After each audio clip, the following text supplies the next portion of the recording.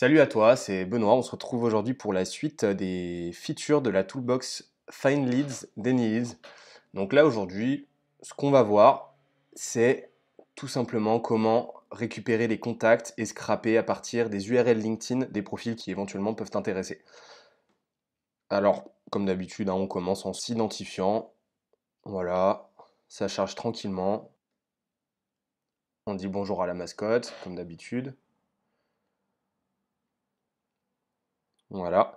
Donc là, on arrive sur le dashboard et puis comme à l'accoutumée, on va se diriger sur Find Leads. Alors là, du coup, on a déjà vu Find Emails from LinkedIn. Maintenant, ce qu'on va faire, c'est se diriger sur le petit tool juste en dessous, donc LinkedIn URLs to Emails. Alors là, tout simplement, en quoi ça consiste? On va chercher à scraper à partir de l'URL LinkedIn, comme je te l'ai dit tout à l'heure. Alors, c'est extrêmement simple, c'est extrêmement simple. Tout ce qu'il y a à faire, c'est se diriger sur LinkedIn. Donc ce qu'on va faire, c'est aller récupérer une URL au hasard. Hop là. Allez, on va s'amuser à scraper Maxime, parce qu'il le mérite. Hop là. Donc là, une fois qu'on a son profil à afficher, ce qu'on va faire tout simplement, c'est copier-coller son URL et la coller ici. Là, tu vas pouvoir donner un nom à ta liste. Donc là, on va l'appeler Darwin Test. Voilà. Moi, je te conseille, comme d'habitude, de mettre Darwin entre brackets suivi de ton prénom, hein. Ça te permettra de t'y retrouver plus facilement. Tu peux en ajouter jusqu'à 500 à la fois. Donc ça, c'est super utile. Justement, je te le montrerai plus tard. Parce qu'on a une API derrière qui nous permet de récupérer à partir du nom et prénom de la personne son URL LinkedIn en allant scroller tous les moteurs de recherche. Donc c'est super utile. Et derrière, avec ce petit module là, ce petit outil, tu peux très simplement récupérer les infos du contact, ses coordonnées, et c'est génial. Donc là, on va le faire juste pour un, hein. Voilà. Et puis une fois que c'est fini, on clique sur le petit bouton bleu, comme d'habitude, et on voit que ça a commencé, et que ça a commencé à chercher. Voilà, tout simplement. Donc là, on va attendre tranquillement qu'il travaille, hein. Ça peut prendre quelques secondes, quelques minutes parfois, ça va vraiment dépendre de la journée. C'est toujours le même combat. Voilà. Donc là, l'idée c'est qu'il tourne, on va pas attendre trois plombes, donc du coup ce qu'on va faire c'est qu'on va prendre celui juste en dessous, et l'idée là c'est tout simplement de te montrer comment faire derrière pour traiter la data et ce que ça donne au final. Donc là, on va prendre celui juste en dessous. Alors pour traiter les infos, ce que tu vas faire tout simplement c'est aller dans Export en t'assurant bien que le petit voyant soit au vert. Et puis tu vas cliquer sur Export to XLSX. De toute façon, il n'y a qu'une option. Voilà, là ça télécharge tranquillement. Et puis tu vas l'ouvrir. Et on peut voir que ça se présente de la manière suivante. Donc c'est-à-dire que ça allait récupérer un bon nombre d'emails, hein. Et puis c'est aller scraper les profils, hein, tout simplement. Voilà. À savoir que ces contacts-là ne sont pas encore dans AnyLeads. Ils ne sont pas encore créés en tant que contact, hein. AnyLeads, c'est juste te contenter d'aller les scraper. Donc ce qu'on va faire maintenant, c'est qu'on va l'enregistrer, ce fichier, en CSV.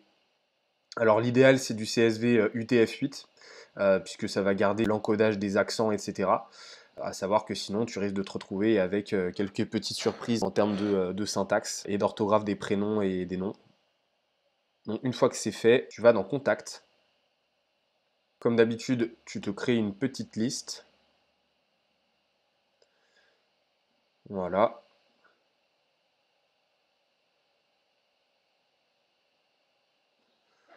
Donc là, tu vas te créer une petite liste Darwin avec ton prénom et le nom du module. Hop là.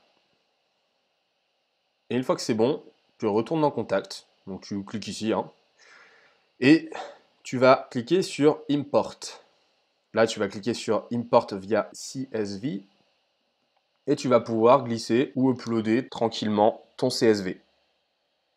On va tâcher de le retrouver.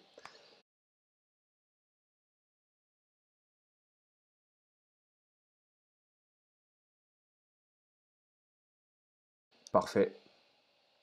Et là, on voit que ça a trouvé 58 rows et 18 colonnes. On va pouvoir faire le matching des colonnes. Et là, tout ce que tu vas faire, tout simplement, c'est mapper les infos ici avec la colonne en question. Donc là, on est intéressé justement par le business email. Là, par le prénom du prospect, son nom de famille, etc.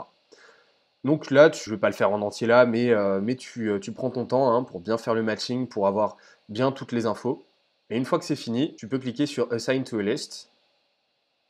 Et là, tout ce que tu as à faire, c'est retrouver ton nom de liste. Donc pour pas perdre de temps, hein, je te conseille de la jouer comme ça. Hein. Tu fais une recherche, puis tu retrouves ta liste hein, tranquillement. Voilà.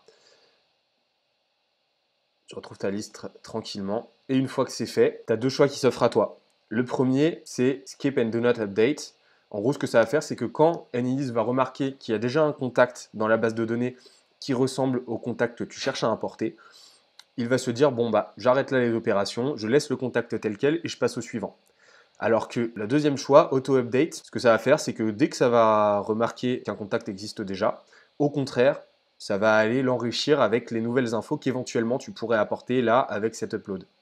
Donc moi, ce que je te conseille, c'est de systématiquement auto-update, puisque ça mange jamais de pain de rajouter quelques infos à un contact. Une fois que c'est fini, que tu es content de tes configurations, tu n'as plus qu'à faire Start Importing. Et là, tout simplement, bah, Nils va aller travailler, va aller récupérer les contacts et va les mettre dans ta liste. Bah écoute, je crois qu'on a fait le tour du coup pour ce petit tool. Je te laisse faire autant de tests que tu veux, prendre en main tout ça, et puis on se retrouve pour la prochaine. Salut!